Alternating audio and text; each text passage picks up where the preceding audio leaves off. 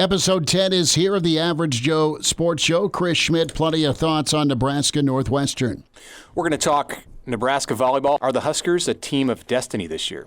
Hi, it's Bill Doleman. The NCAA is doing everything it can to push Jim Harbaugh toward the Chicago Bears. It's Elijah Herbel here as we're going to wrap up this show by looking ahead at the weekend slate of college football.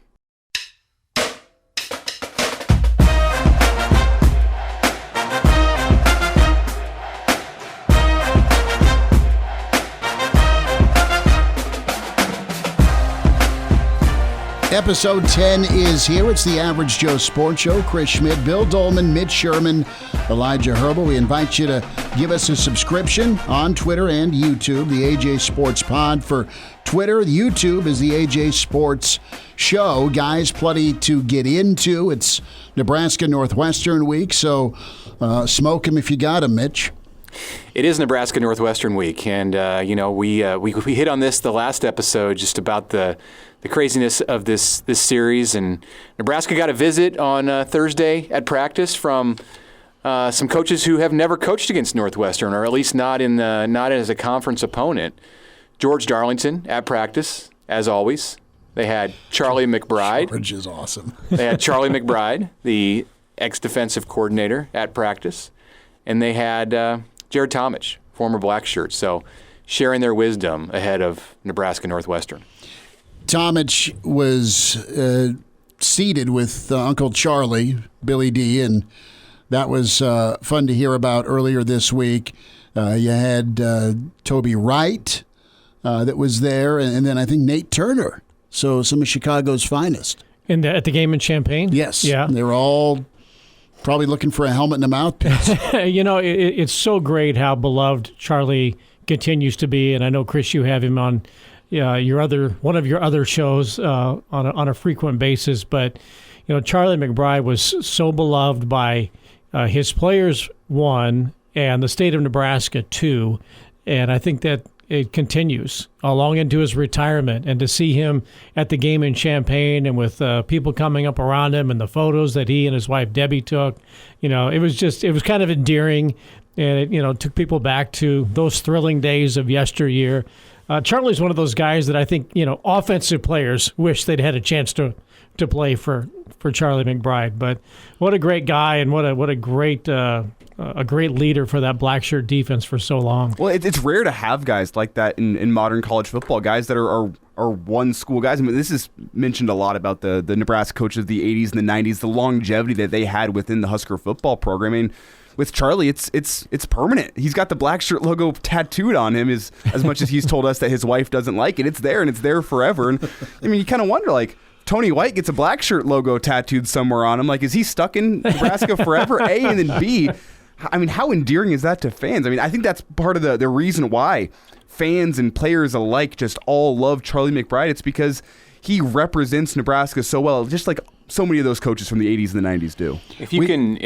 If Nebraska fans could somehow infiltrate Tony White, maybe when he's taking a nap, and get a tattoo artist in there, Wakes up with one on the arm. Right. I mean, maybe that could influence some things down the road. Charlie, it's interesting because he's got the Colorado roots, but he's completely transformed, and over the course of his career, just became as much a Nebraska guy as Tom Osborne, who was born and raised in the state. And then George, he coached at Nebraska for longer than Tom. And it's quite the heritage that they had. An interesting side note from that visit by McBride to practice on Thursday is that after the workout was over, he wanted to take a photo with the sons of all of the former Black Shirts who played for him. So, and there are a number of these guys on the roster right now. So you got Baron Miles, the son of Baron Miles. You got Javen Wright, the son of Toby Wright.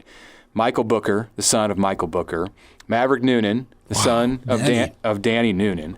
And then you also have Connor Keneally, son of Terry Keneally, and Derek Branch, son of Troy Branch. And I think that's the full list. Is that all? So I believe that's it. There's some sons of offensive players on the roster also, and I think they were excluded from this photo. But I'd really like to know, and hopefully we'll get the chance to ask Javen or Michael or one of these guys at some point about what that conversation was like. I'd like to know, because he had such strong feelings, for each one of their dads. Mm-hmm. Charlie, he left it at, he let it all hang out when it really hit the fan.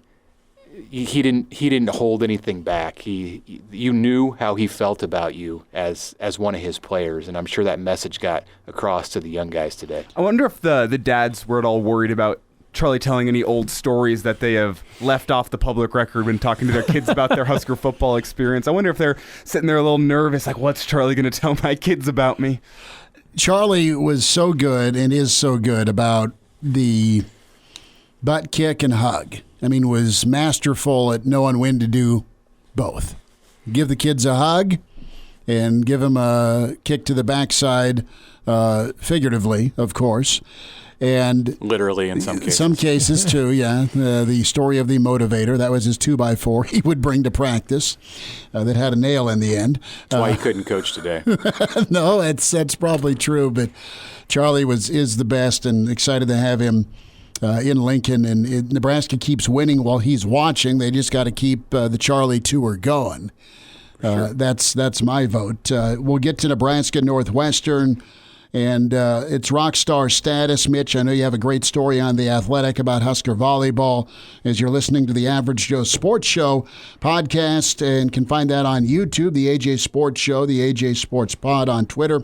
And it is all about 1v2. This, though, follows Nebraska football Saturday night at the Devaney Center. So what's the bigger event on campus on Saturday? It's absolutely, if you go by ticket prices, volleyball. It is, but there's so much more supply at Memorial Stadiums. If they were playing in an 8,000-seat venue, yeah, I think you'd have a hard time getting a football ticket too. I actually do think there's more interest and hype this week for maybe the first time ever that I can ever imagine or ever remember, when you had football and volleyball on campus the same weekend, that the volleyball game truly was a bigger deal. I'd be interested to see the TV numbers.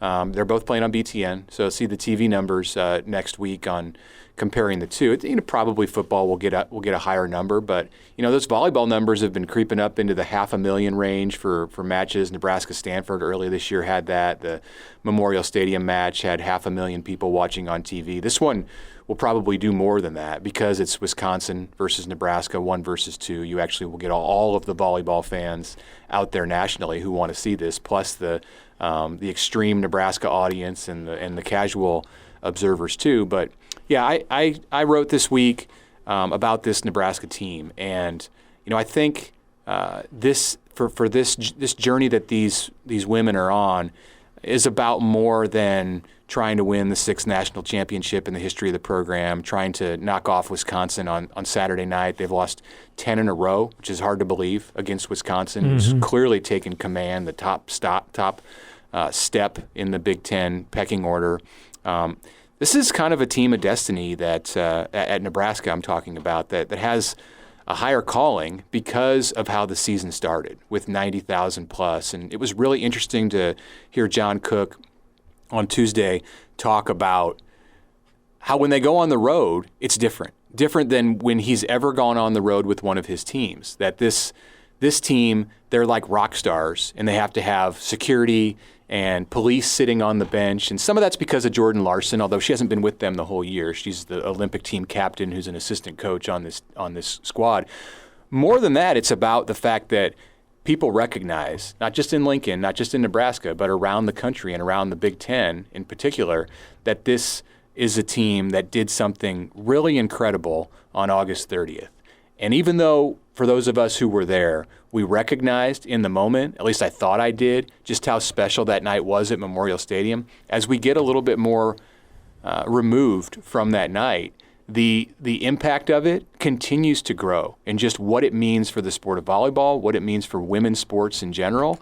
It's I don't know that we know the full extent of it right now, but they're seeing it, Nebraska is, when they go on the road, and that I think will be the legacy of this team. Even if it wins a national championship, I think the legacy of this team will be that these were the players who took volleyball to a different level. There's a certain element that tells me this kind of began, and we certainly want to give credit to Pat Sullivan and Terry Pettit and all that John Cook has built, but this current era, this current time in volleyball goes back to when Jordan Larson got the final gold medal winning kill in Tokyo at the Olympics just a couple of years ago. That was a monumental moment for the sport of volleyball in the United States. And I've talked to people, who have been broadcasting volleyball longer than I have, and have done certainly much more of it than me. And they will tell you that Nebraska is the biggest volleyball brand in the world. It's one of the, maybe not the biggest, but one of the most recognizable brands globally. And Jordan Larson's part of that. Mm-hmm.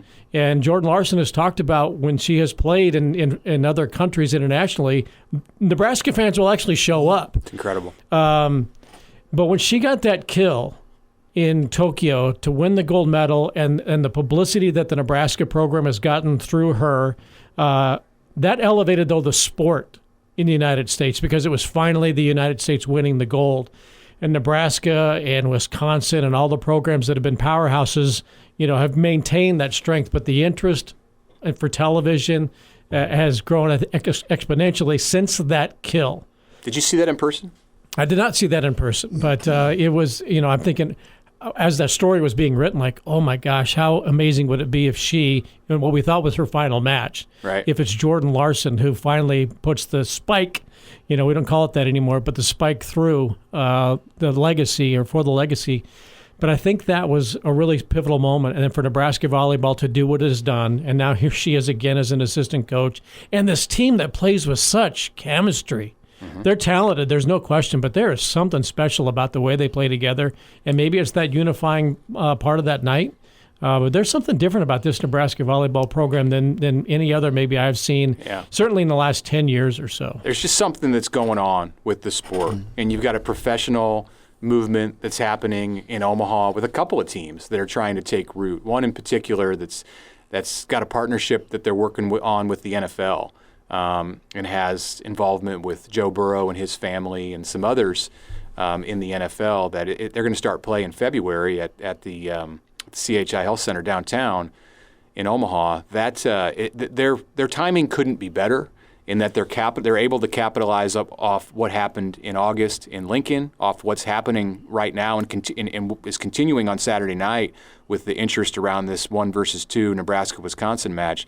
They're launching at the right time, and I will say this about that Jordan Larson Olympic clincher, Harper Murray, who may be the next Jordan Larson, 12 years down the road when she's 30 years old, or 8 years down the road, maybe in 2032, she's an Olympian. She's the captain of the Olympic team. Not to put too much pressure on her, but she's a freshman at Nebraska now, and her idol growing up in volleyball was Jordan Larson. And when she came on her official recruiting visit, they scheduled it for the weekend that the United States was playing against Brazil in the championship match for the gold medal. And she was at the Devaney Center or in Lincoln watching that with the Nebraska players. So quite an advantage for the Huskers to have had her and to be able to have Jordan as an assistant coach on the bench to mentor Harper. So just so many things that are going on with that program right now that are interesting for even people who aren't hardcore Nebraska volleyball fans to follow. We want to talk chemistry for a moment here, and Cook's done an amazing job of talent acquisition, and he's had to figure out the roster, the rotation. And Bill, to your point about the chemistry, you've got 5-star blue chip recruits that are playing at a young age, Bill, Mitch, and Elijah. They're thriving right now. They've got a stiff test Saturday night, but I think they're comfortable in it. I mean, you hear player to player, whether it's a senior or a freshman, talk about the training and how Cook has prepared them. And it's old hat for volleyball, not to take it for granted too much, but that's the culture there. That's what Rule and company are trying to get in football. But to hear how confident some of these young players are is pretty remarkable. You know what's more impressive than the fact that they have 4 true freshmen who all ranked as top 10 recruits in the starting lineup this year? What's actually more impressive than that is that they have a junior who comes off the bench as a serving specialist who got beat out by one of those freshmen this year. and she was the number one recruit in the country just a couple of years ago, Kennedy Orr, and she's got a role on this team. And it's not a divisive thing that she was that highly regarded and is now in this very much supporting role for this team. So as a coach and a coaching staff, it's not just Cook, Jalen Reyes and his entire staff, to be able to manage that situation and have it so that these players do have that kind of chemistry when even your bench players were 5-star recruits is really an incredible thing. And it's something that, if you want to take it to football, you just don't see that. Those kids are in the portal. Man, you're out. Yeah. And if you want to talk about just the depth that Nebraska has and the importance of this match on Saturday, it feels like Wisconsin might be the only other program in the country right now that has that kind of depth. It kind of feels like, and I'm no volleyball expert, I don't claim to be one, but from my almost outside vantage point, it feels like it's Wisconsin, Nebraska, and then a large gap, and then everybody else. That's what the importance of this match feels like. Is I know it's not a national championship. It's not the NCAA tournament by any means, but it does feel like a preview of what we're going to get here in a couple of months with these two teams. Because, I mean, anything can happen in a crazy tournament, such as the NCAA tournament for volleyball. But it does feel like there's just such a gap between what Nebraska and what Wisconsin is right now and the entire rest of the country. What's amazing is the way people have embraced this matchup, as you were talking about. Is this the headliner of the weekend, or is it football? And I was amused looking at that the sign that was, a game day on ESPN, and somebody in Colorado held up a sign that said, Nebraska's a volleyball school, and people in Nebraska are like, Hell yeah, we're good with that. Yeah, sure. Yeah, we're fine with that. We're also, want to throw a softball logo up there. We're good with that. And wrestling, and football's getting there. Yeah, there was certainly no shame in saying Nebraska is a volleyball school, especially when you say we got 92,000 people and a worldwide audience that would also agree with that sign. I'm not sure if that was a Nebraska fan masquerading as a Colorado fan trying to pump out their chest, or if it was a misguided Colorado fan who didn't understand what that statement meant. I mean, like look at the national attention Nebraska gets for Volleyball Day, and then you have that incredible rally against Kentucky that's been viewed tens of millions of times by people all across the country. Right now, whenever people think of NCAA volleyball in the country nationwide, for your average fan, you think of Husker volleyball. And it's because, simply put, Nebraska is a volleyball school right now. And maybe Matt Rule's using that as motivation for his players, but I don't think anyone in Nebraska is going to be offended by the fact that Nebraska is a volleyball school right now, because it's something that this entire state is very proud of, because it gives great national publicity for the state of Nebraska, because, there is something different about Husker volleyball around here. And women's sports matter. Yeah. And to take it back to football, Matt Rule is hoping to make it on Saturday night over to the Devaney Center. He said his wife Julie and their two daughters will be there. They both dream of being future Nebraska volleyball players. So that's happened quick, the transformation in their short stay in Lincoln, and they're planning to be in attendance. Rule said that usually after games, it's all that he can muster to do his press conference, get back to the office quick, and then go home and pass out. So, his mind is fried, and he said he's got a pit in his stomach no matter what, because some aspect of the team didn't live up to what he was hoping. But this may be the Saturday night where you see him in the stands at Devaney instead of asleep on his couch with the Pac-12 After Dark on. Does he know, though, that the tickets are going for a high price? I mean, can he afford that? I don't know. That's got a family of, 4 or 5? Tickets in pocket. I mean, tickets are expensive. So, Matt, you might want to, take a look at the bank account before you commit to that. Matt, this is standing room only. This is the best we could do. Yeah, we'll see where his seats are if he gets in. I don't know about this guy getting preferential treatment. We're going to have a talk with Trev Alberts about how that worked. But let me Matt ask you. Rule being standing room only, quickly, that would be so endearing to Husker fans if he's up there in the standing room only section. That would only make Husker fans like him more. Hey, let me ask you this. Have you ever seen, and I guess I asked this somewhat rhetorically, have you ever seen a coaching transition the way Nebraska volleyball transitioned from Terry Pettit to John Cook, where you have a legend in Terry Pettit building the program the way that he did, putting it at the pinnacle of his sport? One of his loyal lieutenants goes off and builds a program that is in a similar path and enjoying similar successes, winning 30 matches a year his last couple of seasons at Wisconsin. I think I called one of the regional finals in which Nebraska beat Wisconsin and prevented them from going to what was then called the national semifinals. Don't say Final Four.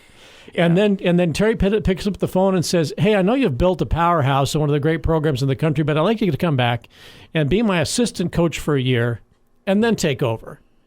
And to do it so publicly, but for John Cook to believe in what Terry Pettit's vision was for him and for the program that he built, and for John to say, "Yeah, that's what I want to do." I just find that remarkable that happened. There are almost always down periods after a legend leaves. And this would be akin to Nick Saban stepping down and calling up Dabo Swinney, who's an Alabama grad, and saying, "All right, come on, take over." And for Swinney to come in and one up what Saban did. But I want you to be an assistant coach first. Right, for 1 year. Come be an assistant coach. Do some cut-ups for me, hit the recruiting trail.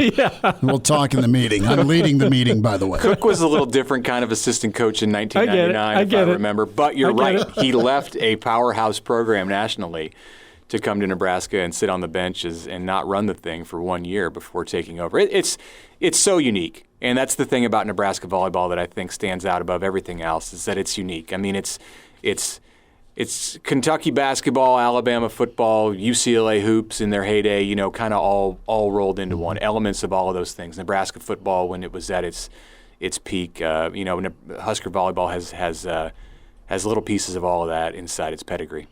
Average Joe Sports Show, episode 10. You can find us on Twitter, the AJ Sports Pod, and check out the YouTube channel. Want to watch the video, the AJ Sports Show. Mitch Sherman, Bill Doleman, Elijah Herbel, Chris Schmidt.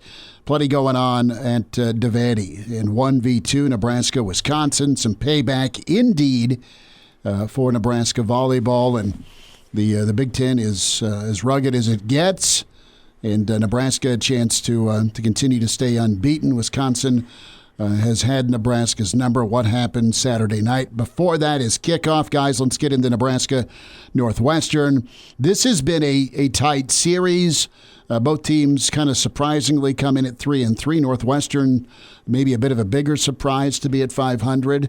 Who knows who's playing quarterback for them? And Nebraska's trying to continue to just stack games, Mitch, with their progress, and more keeps being revealed with Nebraska's reality show, GB Rewind. We're hearing all kinds of locker room speeches. We are, and it's... If we die, we die. You don't die on your knees. What's the other one, Elijah? The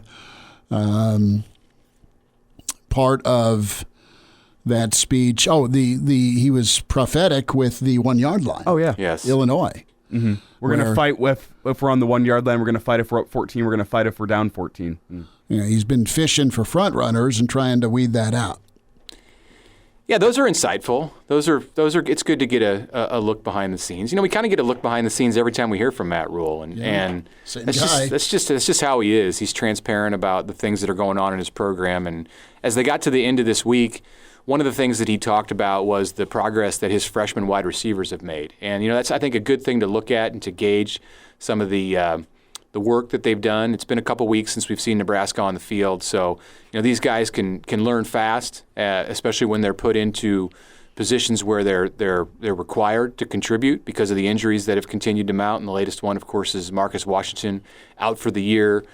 Suffered that against Illinois. We saw Malachi Coleman come in and play 50-plus snaps. Well, he's a starter now. Jalen Lloyd, he's going to have to play. Jaden Doss, he's going to have to play. Rule said that their freshman wide receivers are the fastest group in the country. So I know he hasn't been out and measured everyone around the Power 5 and other schools, but what he's saying is that he's got a stable of receivers who can run 10-3 and 10-4 100 meters, and now you just got to find a way to get them loose and get them the ball. So I'll be watching that. I'll be watching that this week and see if Nebraska as a team through the first half of the season, where just about all their big plays have come in the run game, if they can become a little bit more diverse as the playing time increases for these young wide receivers and start to throw the ball deep. Because if they can do that, then that could really loosen some things up. They don't need to hit 8 of those a game. They don't even need to attempt 8 of them a game. But if the threat is there and the defense respects that, then that could really open some things up. Well, Mitch, with those wide receivers, it almost feels like Nebraska is mixing that Nebraska power of old with, like, what would you call it, like an Oregon speed? We're going to go there? Oh, wow. I think Baylor speed from the rule years at Baylor. I mean, I think that's what they're trying to recreate a bit. But I think my point is more that this feels more like whenever Scott Frost came here and talked about mixing Oregon speed with Nebraska power, this almost feels like what Husker fans expected that to be. Is you're physical along the lines of scrimmage. You have that power rushing attack, but then you can take the top off defense. I think what we're seeing Matt Rule build now is almost what Husker fans expected Scott Frost to be building 5 years ago, and that never quite came to fruition. But I think you almost see that same game plan being put into effect right now, despite the fact that it looks a lot different. If they'd only played that Akron game. Yeah. Could have gotten it established that night, and everything would have been entirely different. So basically what we're saying is Nebraska is also a track and field school with those athletes playing football. I wonder with these receivers if part of the plan to get them on the field is and was when they can accept their roles, not just as route runners and pass catchers, but do they understand that they need to get downfield and be physical and they need to block? Can they get out there and effectively, get a running back or a Heinrich Harburg or whoever's running the football, get them another 5+ yards by being physical downfield? Because I'm guessing that there were not a lot of those guys who were in their high school days being asked to go, drive a safety into the ground.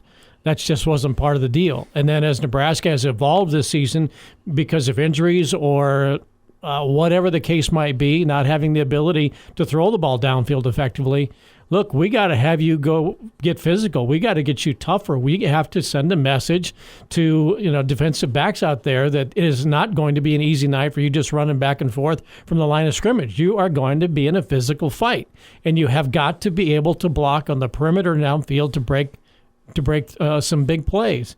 I think maybe that's part of it, is just developing that mentality. And I said a couple of weeks ago, Ron Brown's on staff, and that's something that he instilled in Reggie Ball and David Sizes and Brendan Holbein. You got to go get those guys downfield and make them miserable. And maybe now they've accepted that and understand that that's also part of playing football, especially this year at Nebraska. And especially in the Big Ten in the second half of the season. Mm-hmm.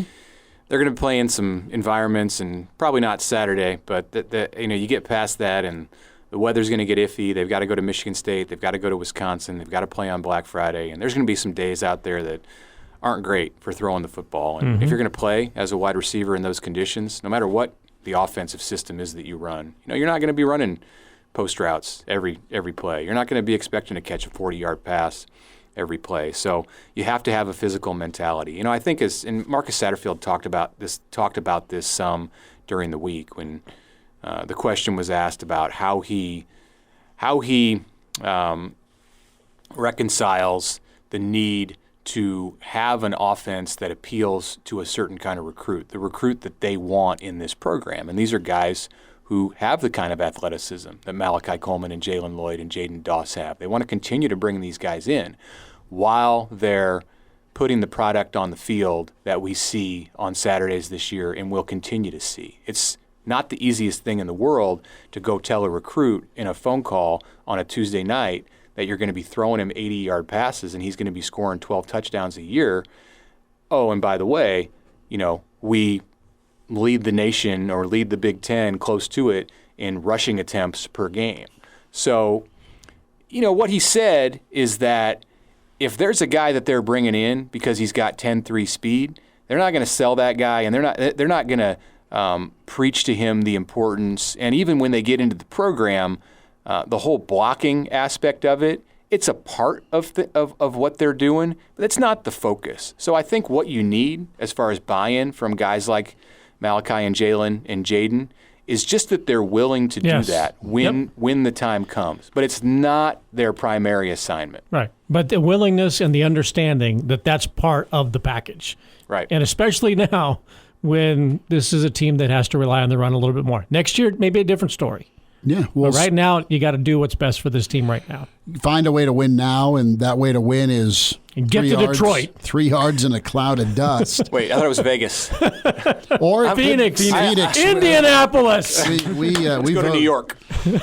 Pinstripe Bowl. I mean, we have Just get me the hell out of Lincoln around Christmas time. we're It's as all simple over as the that. board. Wherever it is. No, we will all take a trip down to We're gonna do a do a live pod. pod from my mom's patio. Oh, no, wherever it Vegas? is. No, in Phoenix. Even if they're playing in Detroit, Well, I'm going to be in one. Vegas.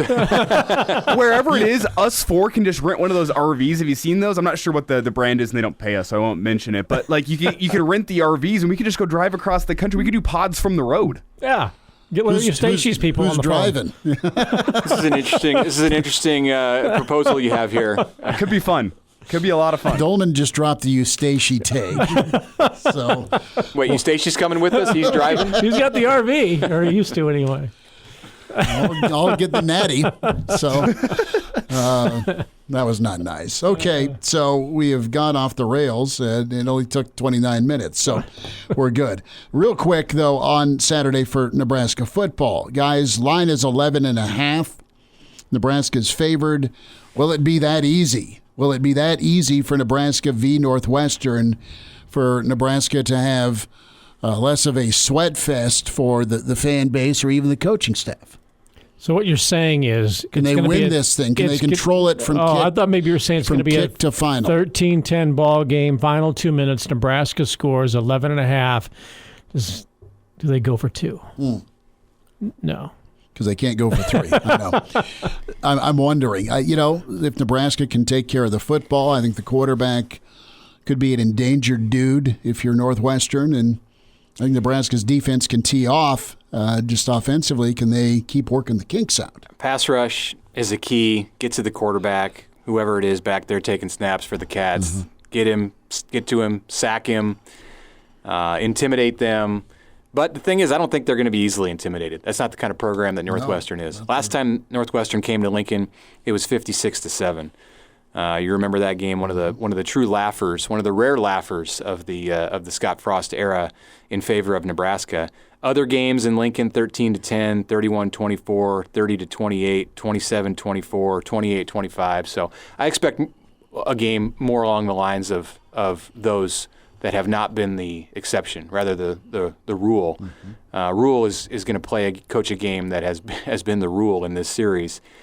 12 points, 11.5. That's too big. It's a lot. That's too big. That's too much to me. It's come down, too. Yeah. Didn't it start out at 14 and it's come down a couple? Came down a point this week. I saw 12.5. It was 12.5 Monday. whenever we talked on Monday, yeah. Yeah, so touchdown, maybe a late cover or push. I don't know. Well, and touchdown? Northwestern's already gotten its revenge from that 56-7 game. They did that last year in Dublin, so that's in the past.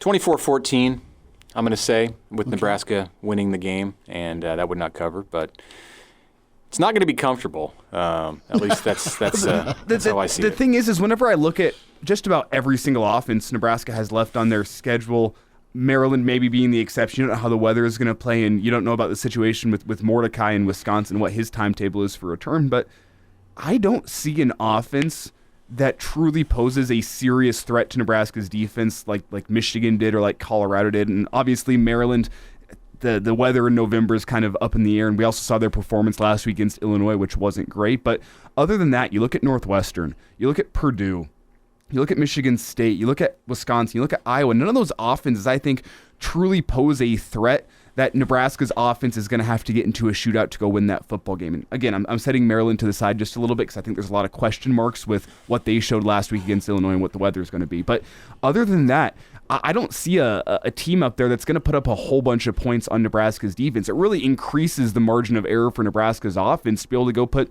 as Mitch said, 21, 24 points on the board. If they can do that in every single game they have left on their schedule, I think they give themselves a really damn good shot to win every single game they have on their schedule. So you're making plans to go to Indy with me? I mean, I would. You're on that bandwagon, huh? No, I wouldn't do that just yet. But connecting flight through Detroit. but I like if Nebraska is able to do that, like Mitch says 24-14, I look at it and I say, man, I think Northwestern's offense is going to go struggle to put up 14 points. They're going to need some mistakes from the Husker offense, which we've come to expect at this point in the season. But if it's a game where Nebraska's offense doesn't turn the football over, I think it's going to be pretty damn hard for Northwestern's offense to go get to 14 points. Now, can Nebraska's offense go get to 14 points? That's the question. That is the question. 21 to 24 points. If Nebraska can do that every single game they have left in this schedule, I think 6-0 or 5-1 is very much in the cards. Get a couple drives where you have Matt Rule does not want to hear that. Yeah, couple drives, short fields because of that defense, and I knew I'd get through to him. Right, and we have the opportunity to see if Nebraska's offense can find some rhythm and get better. One constant's been the offensive line. They've been the one group that's not been injured. Really, they've continued to grow and get better. Second half of the season awaits. Your run game is far from settled. Do you have an Anthony Grant that does and has worked on ball security since the Illinois game? And do you have a quarterback in Harburg that can stay healthy? He's been named starter. He's done a nice job with what the coaches have asked him to do. Then we get back to the original point here, those young wide receivers. Yeah.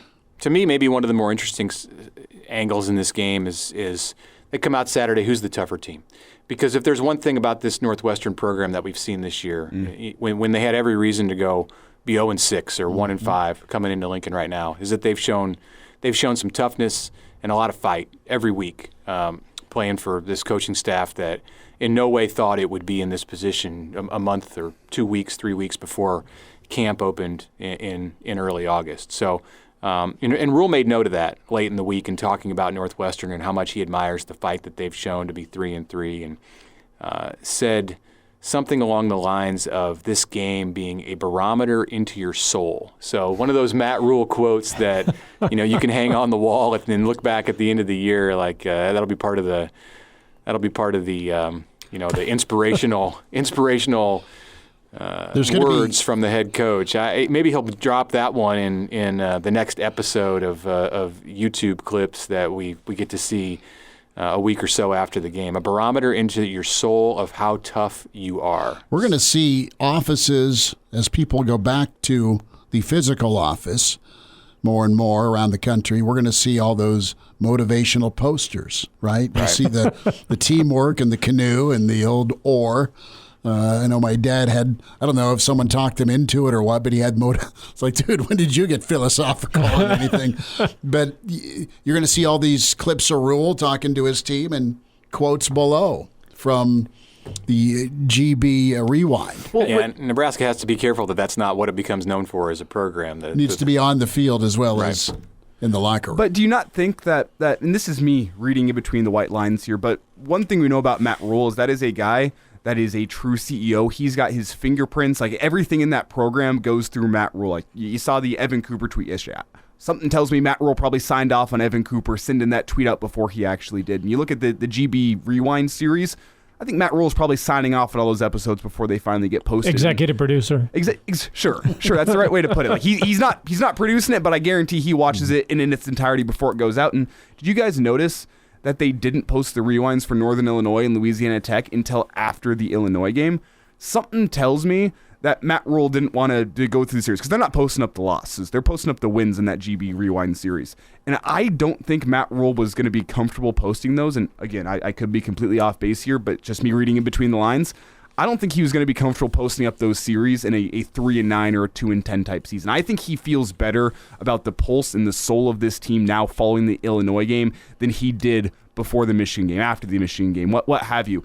I don't think it's a coincidence that those two games, now the Illinois game, didn't drop until following the Illinois game, because I think he does feel this program may have turned somewhat of a corner in this year one, and that's why these are coming out now, because he feels like this team is finally starting to reach that point that he wants them to reach in terms of fight and in terms of that window into the soul. I think it's getting closer, because I don't think that anything in a football program is coincidence, and I definitely don't think it's a coincidence that they saved those episodes of Louisiana Tech and Northern Illinois for a point later down the road where it felt like this team was at a better point than it was directly following those games, because they can produce those things somewhat quickly. We saw it with the Illinois game. They have it up in under a week, sorry, a little over a week following the Illinois game.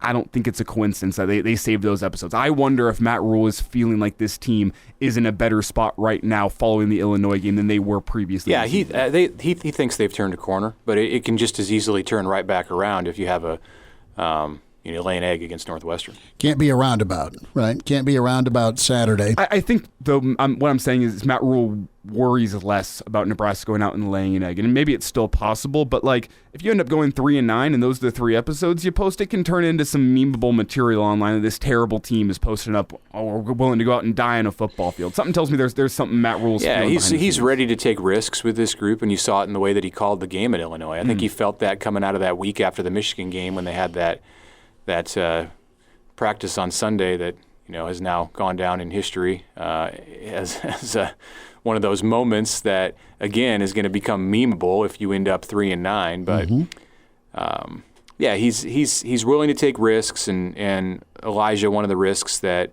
he's taken is that he's putting himself out there, and you continue to see him say things like, "This will be a week where we learn about who we are, about who I am as a head coach, about who this staff is, about who these players are." And that's putting yourself out there, taking a risk that if you end up looking bad, it's going to come back on you. And you didn't hear him say those kind of things when they went to Colorado or before they played Michigan. And again, this is after the Michigan game. It was. We talked about it a couple of weeks ago. Get through that one, knowing that's going to be a very difficult challenge, but just get through it, find out where we are, how we stack up with that program. And now we move forward with a remainder of a schedule that is fairly comparable to you, with games that are all, I think we would agree, all of those games are winnable if they play well. Michigan, everybody knew that was not going to go well, but you get past that hurdle, you find out how you stack up against them, and you move forward. So I think you're right to a certain extent. Everything's happened after Michigan. Speaking of Michigan. Yes. Do we now know why Nebraska got housed at home by Michigan? You Clearly. have the NCAA weighing in on Michigan, Mitch. Yeah. Just in the last couple of hours as we sit here taping this late in the week, the NCAA is investigating Michigan for sign stealing against opponents that it routed. Now, I would not in any way suggest that this is Michigan did not win these games because it had the signs. And it wasn't like Michigan. It's okay to sit in the stadium on the day of the game and have someone in the press box or have someone on your sideline who's overlooking at the other team's sidelines and stealing signs. Like, hey, it happens in baseball. It happens in football. This is part of the game. If your signs are getting stolen, that's more a sign that your signs are bad. It's not that the other gamesmanship. team- It might be. Yeah. What you can't do and what's against the rules and what Michigan is being accused of doing is sending someone to another stadium where you, Michigan, are not playing and scouting a team's signs in a week prior to Michigan then playing that team and having something of an edge. Now, change your signs from week to week, I guess, if you're playing Michigan. Ohio State, change your signs now. Change them a couple more times before you play the Wolverines. But it's a wacky rule. It's like there's some gray area. No one's saying that they used video equipment like the godforsaken Houston Astros did Or a New few England. years ago. Right. Yes. I think Michigan's being accused of flying a drone in front of the Nebraska. No, I'm just kidding. What I wonder is where was Jim Harbaugh during the 3 weeks that he was serving his Did he have suspension? a Fairberry hot dog? That's what I'm wondering. Was anybody sitting in West Stadium? Did he sit next to somebody with a weird-looking mustache and sunglasses? Yeah. Overcoat when it's Clouseau, 92 yeah. degrees. Strangely, he was wearing cleats and gloves. He had binoculars and a notepad as well. If any Husker fans in West Stadium saw any of these individuals, you can call our tip line. Let us know. We'll pass it over to the authorities. Was there a guy with a whistle around his neck? A fanny pack. Listening to Alanis Morissette pregame. Yeah. Wearing shades. This is crazy. This is gamesmanship, and This is paranoia, dude. Sending people out on the road. It's This is not not Texas, Oklahoma. Let's hide a spy in the tower. I think it's okay. Let's take this a step further. Let's play conspiracy theory. Somebody at Ohio State hired somebody to go to some games or something. And Wow, you're going deep here. I am, because if you want to get rid of Jim Harbaugh, just get the NCAA back on him and then Off to the Bears. off to he the goes. Bears you go. Right. I mean, the NCAA has to have something better to do than to investigate the gamesmanship of Jim Harbaugh trying to win a couple of football games. I mean, you've got basketball and football players making millions of dollars now, right? But you still have the NCAA reading gray areas into rule books, saying, hey, well, look at us. We are still in charge over here. I kind of like that you came down on Michigan's side on this. You know, it's gamesmanship. You're on the side of the heavyweight, the team that gets all the advantages, and that's that. I don't know that that a lot of people are going to agree with you on that. Let's look at who Michigan's played this year: East Carolina, UNLV, Bowling Green, Rutgers, Nebraska, Minnesota, Indiana.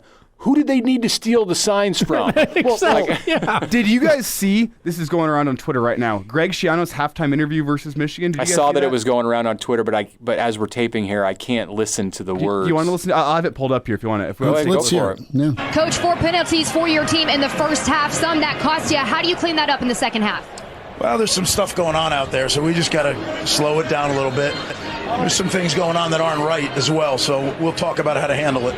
This Michigan defense keeping Gavin Wimsatt in this passing game in check. How do you adjust? Well, just got to keep playing. You know, in the game, we just got to keep playing. All right, thanks, Coach. Okay, that's one of the two teams that's upset about Michigan stealing signs. There was some things with rules post-game against Michigan, correct?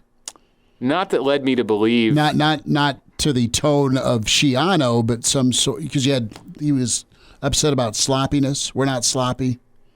Yeah, it was more the Illinois game after all of the personal, after all of the, the false starts. Right. And he was talking about the disconcerting signs. It's a totally different accusation against Michigan there, that Michigan and Illinois both were doing some things to try to get the Nebraska offensive linemen to jump. More gamesmanship, but not quite as sinister as sending an advanced scout to the stadium to steal your signs. There's some sort of, I mean, Schiano's always historically played Michigan pretty tough, being back at Rutgers and both guys being in the NFL. I mean, he said a lot without saying anything specific there, just his tone when we go back to that interview on Twitter. Hey, that game was okay. So that was a halftime interview. That was 10-7.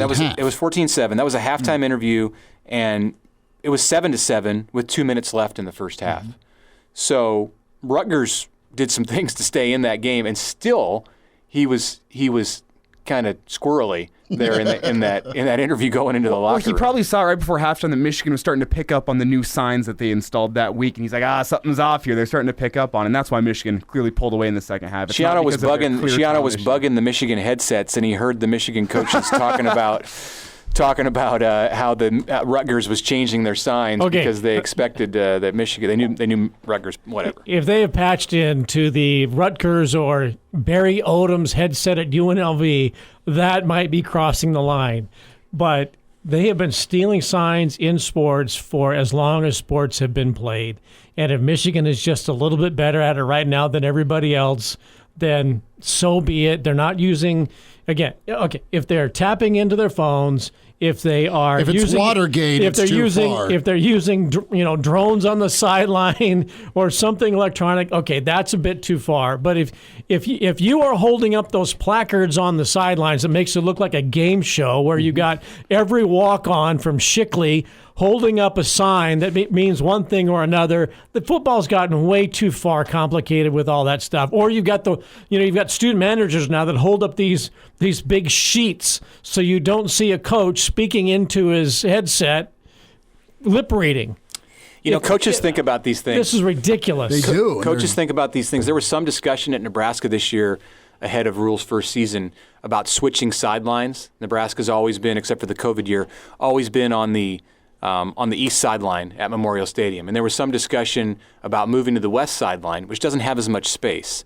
And they nixed it, and the Huskers are still on the traditional east sideline. But part of the reason was the press box. You can sit in the press box and use a telescope or binoculars and read things that are on the sideline, the east sideline, if you're down there. So coaches are all over this stuff. They're trying to think 2 and 3 and 4 steps ahead. And what if this team tries to compromise us in this way?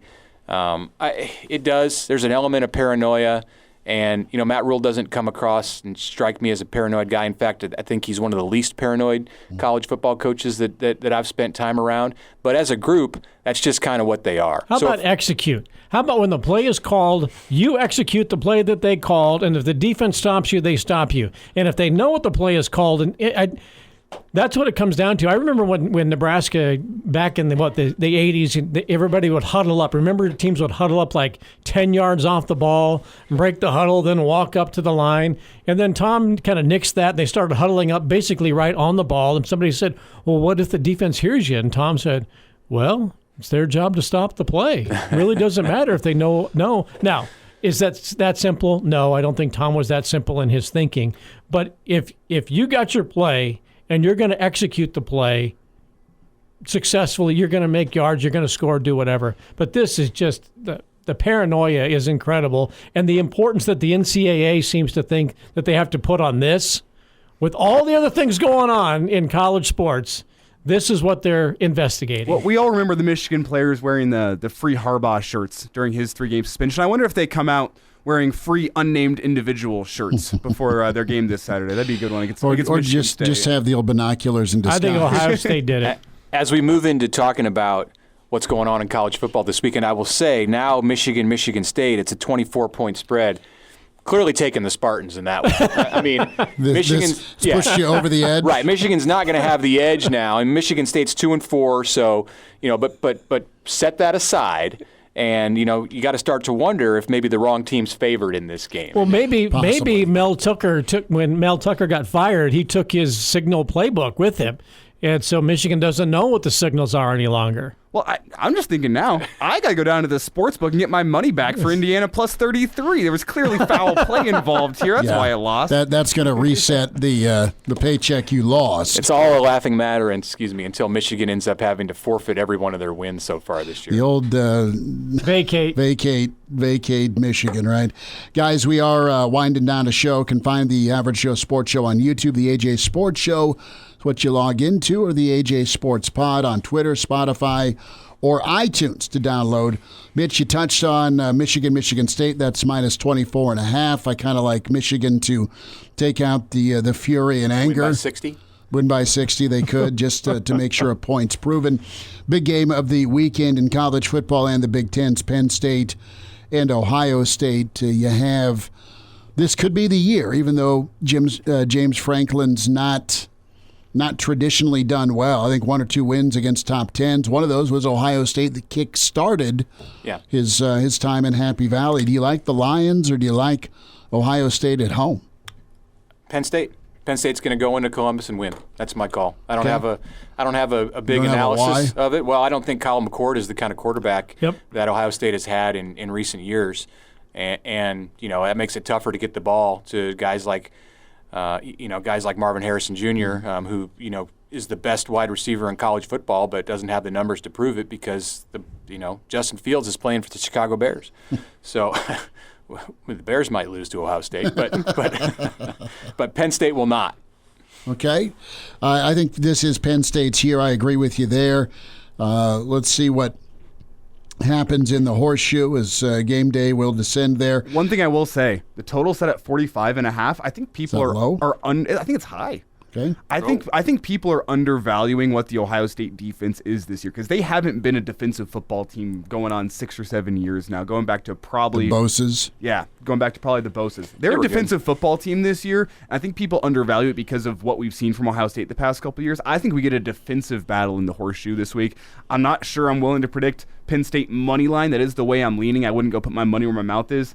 I think at least Penn State covers 4.5, and I think you probably got to look at the unders, because I think you have 2 really good defensive football teams that are going to be battling it out, and a Penn State team as well as an Ohio State team that are going to run the football and try to take some time off the clock in this one. I'm with Mitch, though. I think Penn State's defense is better than Ohio State's quarterback play. Yeah, absolutely. Let's just say maybe one way to look at the rest of these games is, for you, what's the most compelling game for you on the schedule beyond? I think we can all agree that Ohio State-Penn State is the game of the week. It's big noon kickoff. What's the game that you're looking at among all others? Because I don't think there's another one out there that jumps off the page. I mean, to me, it's out of conference, but I want to see if Bama's truly fixed on offense, or at least competent, or is Tennessee going to have their number? Tennessee's looked mortal this year, but I want to see just how comfortable Bama is at home against Tennessee, and does Tennessee rack up a second loss after a magical year last year? That's been burned into Saban's head for a long time, that loss in Rocky Top a year ago. So I'm going to watch that. I'm going to keep an eye on it anyway. The other game is Washington State. They've lost 2 in a row. They had a really bad outing against UCLA, and then they didn't show up against Arizona, who's got a phenom at quarterback. And Arizona's put 3 weeks together that are really good. How does Washington State respond at Oregon? How's Oregon respond after kind of helping out Washington, as good as Washington is, with some coaching decisions and losing at the buzzer, or at least not making a kick to go to overtime? So the Pac-12 game is right there with me with Washington State, Oregon. Yeah, here's the thing for me. When those Pac-12 teams have started losing, when they get 1 or 2 losses, and Washington State's got 2, and now Oregon has 1, that was avoidable. I'm not as intrigued all of a sudden. I'm not as intrigued with USC because it lost by 28 points at Notre Dame. You know, when Washington State was undefeated, when Oregon was undefeated, I was intrigued with those teams. So I'm kind of losing a little bit of interest in the Pac-12. I mean, we talked early in the year about how it might get 2 playoff teams. That's not going to happen. No, those teams are one. Those teams are going to beat each other up. And so I look at Washington, and they're playing 1-5 Arizona State this week. So the Pac-12 is kind of off my radar.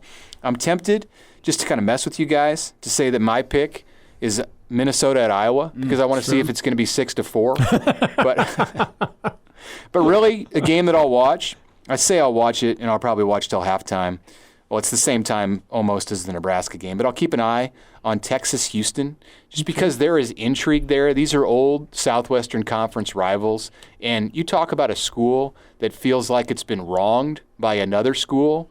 That is Houston against Texas. For decades. And in the last year that Texas is a member of the Big 12, guess where they get to play? Guess where the Big 12 is sending Texas to play as a goodbye kiss on the way out the door to the SEC? Are they sending the same officials from, remember, the Titans? The flag on the play. These will be the officiating crew from the Nebraska-Texas A&M game in 2010. Yes, it may go the direction of the Nebraska-Texas A&M game. You get this assignment too? Sweet. And wouldn't it be sweet for Dana Holgorsen in Houston if they're able to knock Texas out of CFP contention? That'd be hilarious. Yeah, Texas is 5-1, can't afford another loss. I'm interested to see if this game turns into something that goes 4 quarters. Yeah, I heard the referee for that game is Bert Yormack, the head referee for that the Texas. Brother of the Big 12 commissioner. Yes. Bert, good to see you.